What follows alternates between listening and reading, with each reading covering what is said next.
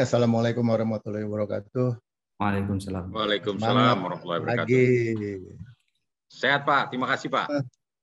Terima kasih saya diundang hadir nih, walaupun nggak ada suratnya gitu kan. Saya kurang semangat nih, yang hadir hanya 16, yang hadir 21, yang 16-nya nggak kelihatan mukanya, ditutup semua. Gitu.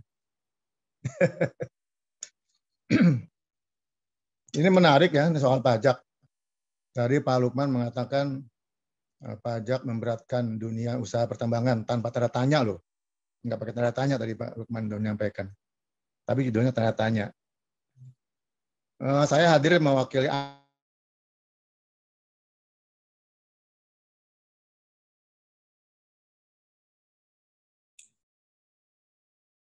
Halo, monitor Pak Nanan, sepertinya ada masalah koneksi. Kita tunggu Bapak Ibu.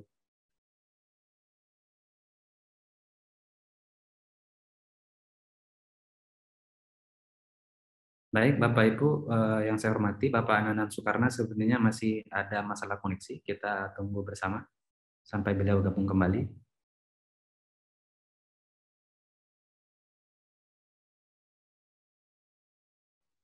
Ada Bu Medi. Ya. Ada masalah dengan Bapak mungkin Bu? Iya, saya makasih Pak Lukman, Pak Ketum ya. Kebetulan memang lagi mau perjalanan bertemu orang tuanya di Purwakarta. Oke. Mungkin signalnya juga kayak PHP gitu loh Pak, di perjalanan. Tapi ini lagi masuk lagi Pak, masuk kembali. Baik. Boleh di skip dulu mungkin dengan yang lain dulu, nanti sambil kita nunggu Pak Ketum untuk gabung kembali. Tapi mungkin sedikit saya mewakili apa yang ingin disampaikan Ketua Umum APNI adalah kondisi keadaan di lapangan terkait pertambangan nikel. Kemudian banyak terjadi kerancuan. Contoh salah satu kasus adalah pada saat terjadi transaksi di bulan April kemarin, harga nikel, biji nikel ore itu menembus di atas $80. Tapi harga patokan mineral yang ditetapkan oleh pemerintah itu di angka $50, artinya harga di $80, tapi pembeli dalam hal ini smelter menggunakan harga Maret di $50. Nah, dampak pajak SPT badan seperti apa? Ini yang perlu kita ketahui bersama, karena waktu transaksi harganya di 80 tapi ditransaksikan di 50, penambang menanggung kerugian di mana kita tetap harus membayar royalti minerba sebesar 10% plus PPh 1,5%. Itu sudah umum karena itu kewajiban kita ke negara. Tapi yang paling penting dipertanyakan adalah dampak di SPT PPh badan PT-nya ya, PT Perusahaan Pertambangan Nikel. Mohon maaf, Ketum sudah bergabung, biar di opening dulu sama Ketua Umum. Takut melangkahi, takut diborgol saya. Baik. Terima kasih. Terima kasih Bu Medi. Silakan, sudah bergabung kembali. Silakan Pak Nanan.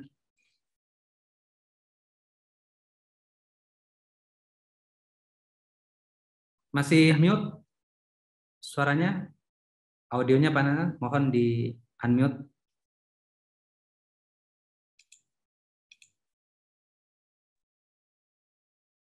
Oke, kedengaran? Baik, silakan. Ya, mohon maaf nih, putus-putus, wifi-nya belum bayar kayaknya nih. Jadi tadi saya sampaikan kembali bahwa menarik judulnya. Memang tadi kan dinyatakan bahwa ini banyak komplain dari lapangan. Tapi mungkin saya nggak terlalu percaya tuh Pak Lukman komplain. Buktinya rebutan juga tuh, mau minta IUP semua, mau usaha semua. Kalau memang itu rugi, pasti udah nggak mau usaha mineral maupun nikel dan sebagainya. Tapi ini justru sekarang rebutan semua ingin menjadi pengusaha nikel kan gitu. Jadi ini mungkin yang perlu diantisipasi. Tadi Bu Sekjen sudah menyampaikan beberapa komplain. Nah, kalau saya kembali sebetulnya yang penting itu kan transparansi pajaknya menurut saya gitu. Jadi kalau pemerintah menentukan, maka menurut saya harusnya transparan betul. Kenapa seperti itu? Nah, kesepakatan. Jadi sehingga pemerintah, pengusaha sepakat bahwa itu pajak itu bukan untuk siapa-siapa, tapi untuk kepentingan kembali, kepentingan negara, kepentingan masyarakat, kepentingan rehab kembali, dan sebagainya.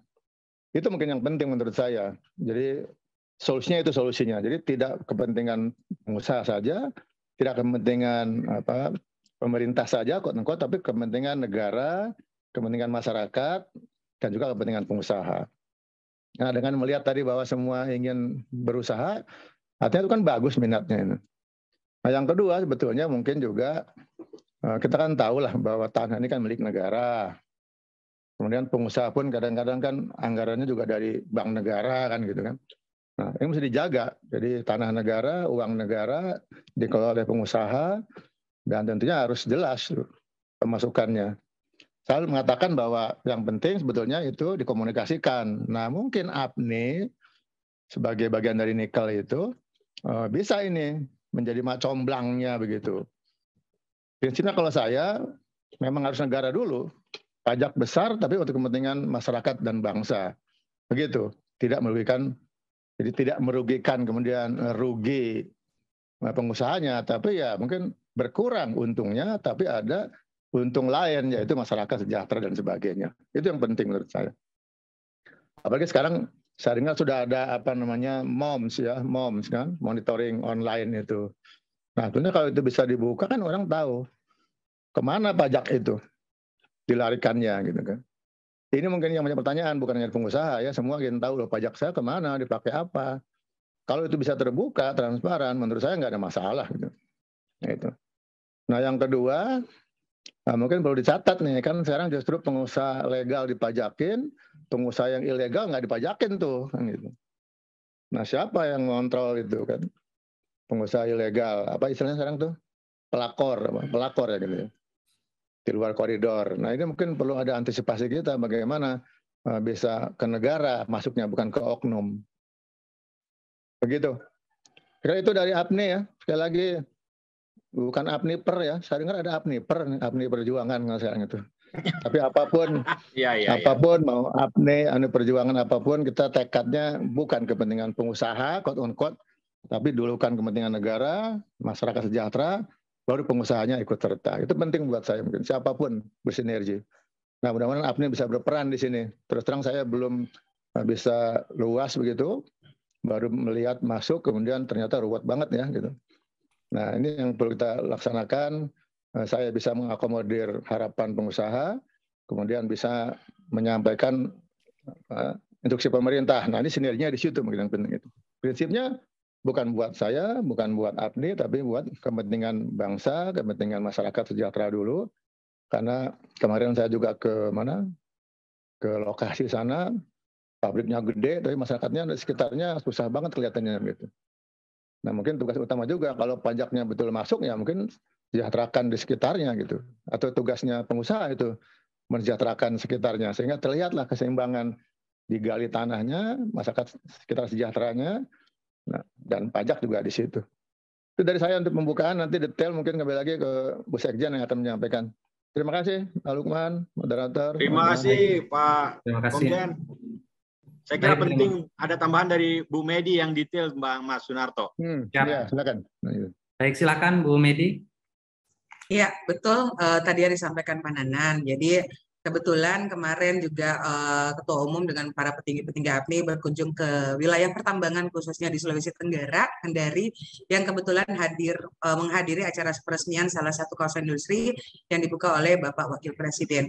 Dan bukan hanya APNI yang melihat sendiri bagaimana masyarakat Likar Tambang yang kehidupannya kok begitu-begitu aja, padahal industri besar terjadi di situ, perputaran dana terjadi di situ, kemudian pertambangan dan sumber daya alam, harta karun juga banyak banget di situ. Kenapa masyarakat sekitar itu tidak ada perubahan kehidupan, gitu ya? Nah, ini juga dikomentar langsung oleh Bapak Wakil Presiden kemarin. Beliau kebetulan naik helikopter, lihat langsung dari atas bagaimana kondisi desa atau masyarakat sekitar tempat industri pabrik besar berada, yang dekat juga dengan wilayah pertambangan. Nah, dalam hal ini kami menyambut baik ya seminar ini. Bagaimana sih sebenarnya mengedukasi para pengusaha, terutama bagaimana bentuk pelaporannya, bagaimana transparansinya, bagaimana dendanya, karena kadang-kadang mohon maaf, APNI itu banyak banget menerima surat keluhan dari para anggota kami, tiba-tiba dapat surat dari BPKP, tiba-tiba dapat tagihan ratus miliar, puluhan miliar, yang kadang-kadang mereka mengaku, ini saya nggak produksi, saya nggak ngapa-ngapain, kok saya dapat tagihan segini, gitu ya. Dapat surat juga dari dari KLHK terutama, kemudian denda kewajiban yang tadinya mungkin pernah melakukan kegiatan produksi tapi kurang bayar. Nah, ini yang perlu kita edukasi bersama. Bagaimana perhitungan royalti yang memang sudah ditetapkan 10% dari penjualan setiap kadar yang ditetapkan oleh harga patokan mineral. Kemudian PPh 1,5%. Itu kewajiban di penambang, di hulu, ya, bukan di hilir. Royalti dibebankan di hulu, bukan di hilir. Nah, itu untuk PNBP-nya, penerimaan negara bukan pajak. Nah, bagaimana dampak di pajaknya sendiri untuk badan usaha yang tadi saya sampaikan.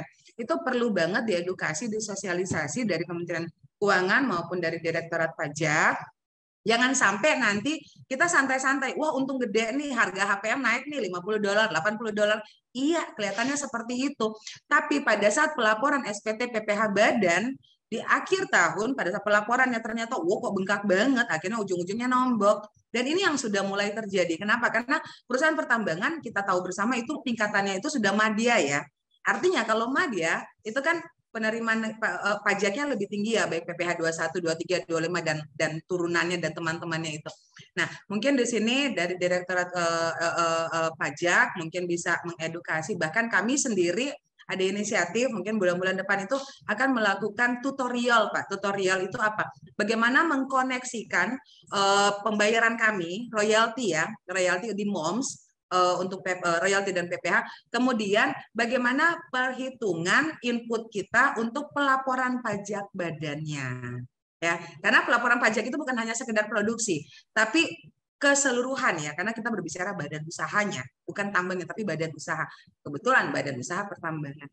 Nah, ini yang sangat amat kita apresiasi dari INPIS yang mau melakukan kegiatan ini. Tapi untuk lebih detailnya, kita pengen dibukakan semacam workshop, ya, workshop atau kelas. Yuk, anggaplah kita ini anak TK gitu loh, biar nggak salah bayar. Soalnya kalau negara kita sudah bayar, banyak kan kelebihan bayar. Itu juga jadi pertanyaan kita. Kelebihan bayar di mana? Di royalti, contohnya. Contoh seperti terjadi, dan saya rasa banyak terjadi bukan hanya di nikel ya, di pertambangan yang lain. Kami berdasarkan harga HPM itu wajib bayar FOB. Pajak ke negara 10%, 1,5% FOB. Kemudian barang kami, kontrak kami selalu CIF. Antara FOB dan CIF kan sudah beda ya. Nah, invoice kita menyampaikan dalam pelaporan MOMS itu kan ada upload invoice, performa invoice. Oke. Tapi pelaksanaannya invoice real yang kita tagihkan ke pembeli atau ke pabrik itu beda banget. Kenapa? Karena ini CIF, kita harus menanggung tongkang. Kemudian biaya tongkang. Kedua, itu terlalu banyak terjadi perbedaan kadar. Ya, di Pelabuhan Muat kita sudah bayar royalti ke negara sama PPh 1,8% dengan harga sekian misalnya. Contohlah misalnya $50 1,8%. Tapi sampai di sana kadar kita diturunkan misalnya jadi 1,7 untuk NI, emisinya dinaikin jadi 40. Yang akhirnya dari harga 50 dikurangin kita bayar tongkangnya, pengirimannya, dikurangin ongkos penalti lagi. Nah, invoice aslinya mungkin anggaplah kita invoice yang harus kita tagihkan anggap 1 miliar atau 2 miliar rupiah. Tapi pada pelaksanaan invoice real ya yang kita tagihkan itu sudah berkurang jauh dari situ. Nah, bagaimana konsepnya, perhitungannya sehingga satu, kita kan tidak lebih bayar ya. Kebanyakan ini kan jadi lebih bayar. Boleh nggak ditagih kembali ke negara? Dan kalau kita hitung, lebih bayar ini mungkin angkanya sudah triliunan. Cuma nggak ada yang berani untuk mengajukan. Gitu ya. Dan yang kedua, kita juga worry, kita berbicara pajak. Kalau PNBP kita sudah jelas, oh 10%, ada aturannya. Oh 1,5% PPh penjualannya, itu udah jelas semua. Berapa angkanya, lebih bayarnya bagaimana? Ya sudahlah, jalanin aja. Tapi bagaimana pelaporan PPh badan? Ini yang paling penting banget. PPh badan usaha yang mencakup keseluruhan pengadaan alat beratnya, penyediaan bahan bakarnya, tenaga kerjanya, dan lain-lain dan sebagainya. Beban kita bukan hanya di royalti, beban kita bukan hanya di PPh badan. Bagaimana beban kewajiban negara? Untuk land rent itu udah jelas. Setiap IUP dibuka, harga udah jalan. IUP produksi $4 per hektar per tahun. Bagaimana lagi dengan baseline? Pada saat kita mengajukan IPPKH, ya. Bagaimana dengan daerah serapan air sungai? Kemudian bagaimana lagi dengan kewajiban-kewajiban yang kalau kita itu ada kurang lebih 23 kewajiban penambang loh. Bebannya luar biasa. Tapi yang saya bingung juga sudah banyak beban, banyak bayar, tapi makin seksi, makin banyak yang masuk. Ini juga orang-orang ya. Kok mungkin melihat terlalu seksinya pertambangan nikel untuk masa depan dunia. Kita berbicara renewable energy, kita berbicara Paris Agreement, kita berbicara lapisan ozon. Monggo semua device harus diganti. Kita menuju baterai. Baterai itu ada bahan unsur utama dari nikel, pembesarnya dari nikel, campur dengan mineral lain. Yang artinya mereka melihat bisnis pertambangan nikel luar biasa seksi, terlalu seksi. Jadi batu bara datang ke nikel, orang nikel nggak datang lah ya ke batu bara. Nah, dalam hal ini, bagaimana kita menyambut mimpi Indonesia menjadi pemimpin dunia untuk baterai, untuk nikel, karena kita cadangan terbesar, produsen terbesar, supply chain terbesar, itu sekarang sudah ada di Indonesia. Mimpi Indonesia menjadi penguasa dunia kita harus dukung. Tapi bagaimana kita mensinkronkan hulu hilir, ya, supply chain, termasuk kewajiban-kewajiban ke negara. Jangan cuma pengusaha taunya ngeruk, yang tadi disampaikan Pak Ketua Umum, bagaimana penerimaan negara dari alasan areal-areal ilegal ini? Apa kewajiban mereka? Gitu ya. Kita berbicara pasca tambang, kita berbicara reklamasi juga, bukan hanya sekedar pajak, bukan hanya sekedar PNBP. Alam bisa ngamuk, gitu ya. Nah, dalam hal ini, yuk kami sangat amat mempunyai satu kerinduan untuk bagaimana mengedukasi, pentingnya edukasi, pentingnya sosialisasi, pentingnya ngajarin. Anggaplah penambang-penambang ini anak TK yang masih perlu pelajaran detail, sehingga tidak salah melangkah, tidak salah bayar, dan tidak urusan ke rodeo lagi, gitu ya. Nah, mungkin itu dari kami, mungkin kami butuh masukan lebih detail dari Direktorat Jenderal Pajak, kemudian dari Direktorat Penerimaan Negara, Minerba. Ya, mohon kami diedukasi selengkap-lengkapnya, sedetail-detailnya, jangan pelit ilmu, biar nanti di ujung tidak tabrakan. Itu aja dari saya, Asosiasi Penambang Nikel Indonesia. Sekali lagi, APNI doang. Oke, itu dari kami. Sekali lagi, makasih INPI sudah mengundang. Kami lanjut untuk mendengarkan paparan-paparan. Mohon maaf jika ada presentasinya, kalau bisa di-share. Itu dari kami. Sekali lagi, selamat siang, salam sehat, jauhi COVID ya, deketin duit. Itu aja. Makasih semuanya.